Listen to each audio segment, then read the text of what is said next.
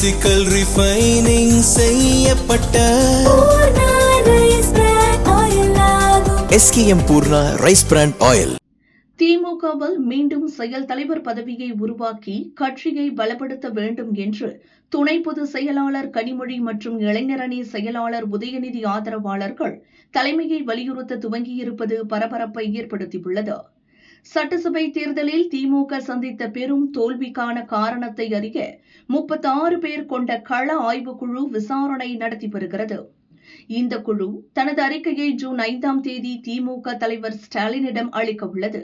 அதன் அடிப்படையில் கட்சி நிர்வாக அமைப்பை மாற்ற அவர் திட்டமிட்டுள்ளார். இந்நிலையில் திமுகவில் மீண்டும் செயல் தலைவர் பதவியை உருவாக்கி கனிமொழியை அந்த பதவியில் அமர்த்த வேண்டும் என்று திருவள்ளூர் மாவட்டத்தைச் சேர்ந்த முன்னாள் ஊராட்சி தலைவர் மற்றும் முன்னாள் மாவட்ட கவுன்சிலர் AG ரவி வலியுறுத்தியுள்ளார்.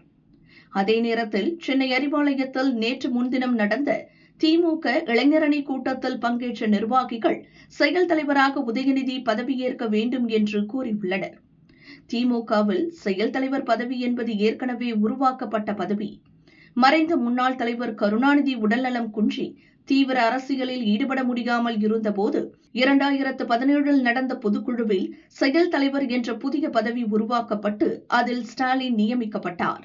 2018ஆம் ஆண்டில் கருணாநிதி மறைவுக்கு பின் திமுக தலைவராக ஸ்டாலின் பொறுப்பேற்றார். செயல் தலைவர் பதவி திமுகவின் விதிகளில் இருந்து அதிகாரப்பூர்வமாக நீக்கப்பட்டது. இப்போது மீண்டும் செயல் தலைவர் பதவி குறித்த பேச்சு எழுந்துள்ளது. இதுகுறித்து திமுக மூத்த நிர்வாகிகள் சிலர் கூறியது: சட்டசபை தேர்தலில் கனிமொழி போட்டியிட விருப்பம் தெரிவித்து 30 பேர் மனு அளித்தும் கட்சி தலைமை அதை புறக்கணித்தது. இளைஞரணி மகளிர் அணி நிர்வாகிகளுக்கு வாய்ப்பு தராமல் மாவட்ட செயலாளர்கள் ஸ்டாலின் குடும்ப உறுப்பினர்கள் சிலர் தடுத்துவிட்டனர். இளைஞர் அணியில் 3 பேருக்கு மட்டுமே வாய்ப்பு அளிக்கப்பட்டது.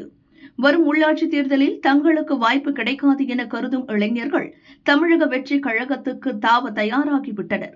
இதை தடுக்கவே அவசரமாக இளைஞரணி கூட்டம் நடத்தி காங்கிரசுக்கு எதிராக கண்டன தீர்மானம் நிறைவேற்றி குஷிப்படுத்தியுள்ளனர்.